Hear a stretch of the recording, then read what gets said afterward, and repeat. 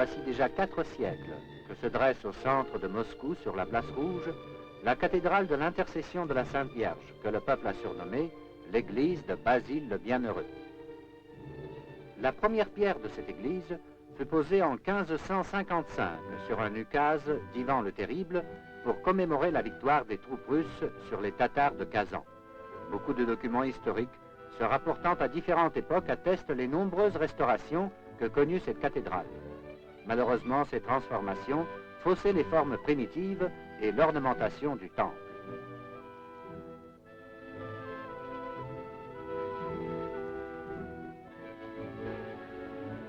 Les chroniques du temps indiquent les noms des 2 architectes de la cathédrale, Barma et Postnik.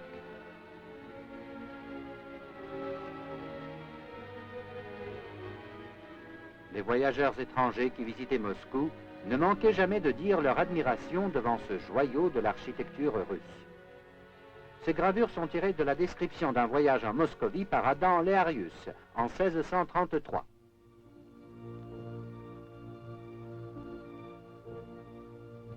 Après la grande révolution d'octobre, le gouvernement soviétique, tenant compte de la valeur historique de ce monument, décida de le transformer en musée.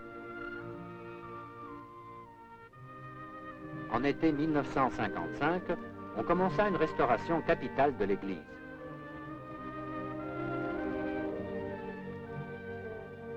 Les travaux étaient dirigés par le professeur Nicolas Sitchov.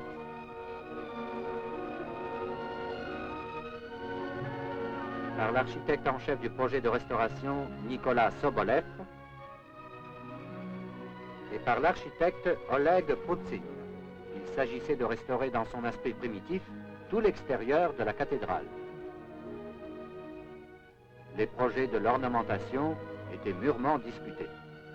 Les architectes historiens se sont rapportés au monument précurseur de l'église de Basile le Bienheureux, c'est-à-dire l'église de Saint-Jean-Baptiste au village de Diakovo, construite en 1547, et l'église de l'Ascension au village de Kolomenskoye, bâtie en 1532.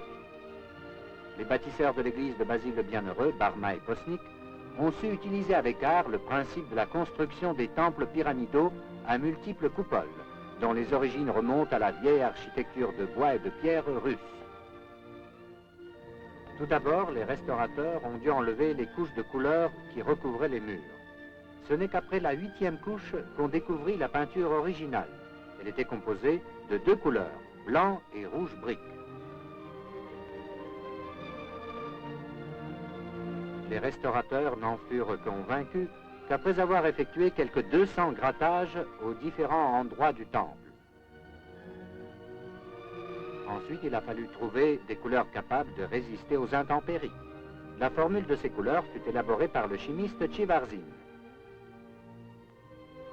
La cathédrale se compose de 9 chapelles réunies par des arcades. Voici le plan de la cathédrale. Au centre se trouve le temple principal qui a la forme d'un octogone. Il est couronné d'une pyramide surmontée d'une petite coupole.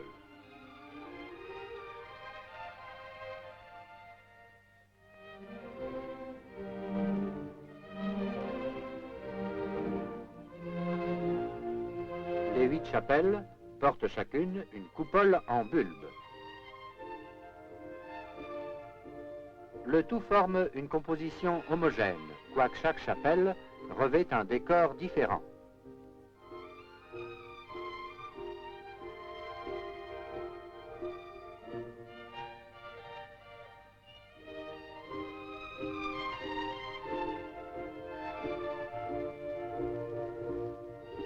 Les parties vétustes des murs étaient également restaurées.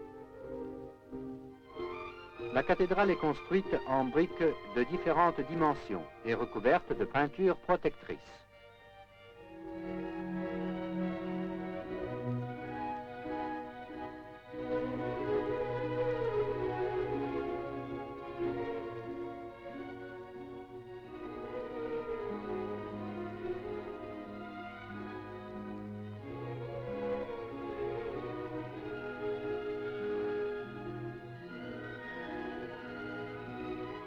Une partie des tuiles recouvrant le clocher fut rénovée.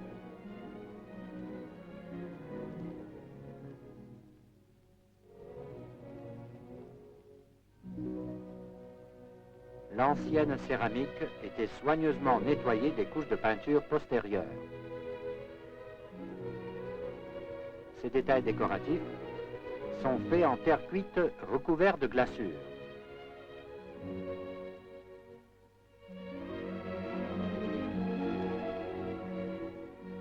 Les vieilles spirales en fer forgé fortement attaquées par la rouille étaient remplacées par des pièces en acier inoxydable.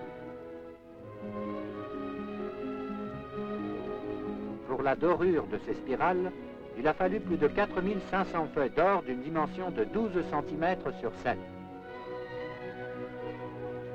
Et pour la dorure de tous les détails de l'église, on a employé plus de 15 000 feuilles d'or.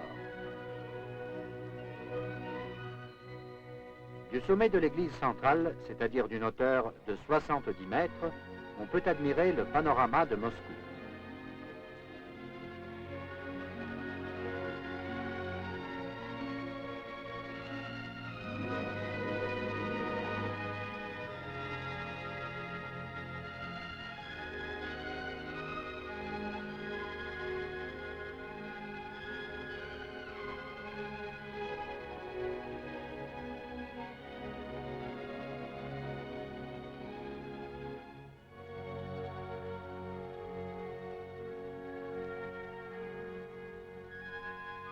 L'intérieur de l'église centrale.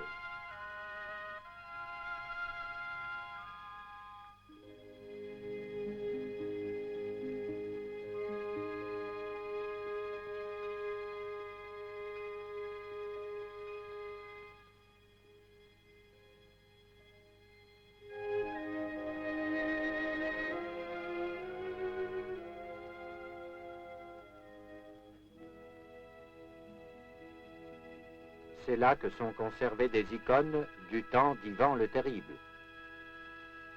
L'entrée à Jérusalem. La Sainte Trinité. C'est une copie d'une icône de la première moitié du XVe siècle, due au pinceau du peintre russe Andrei Roublov. Cette icône appartenait à Ivan le Terrible.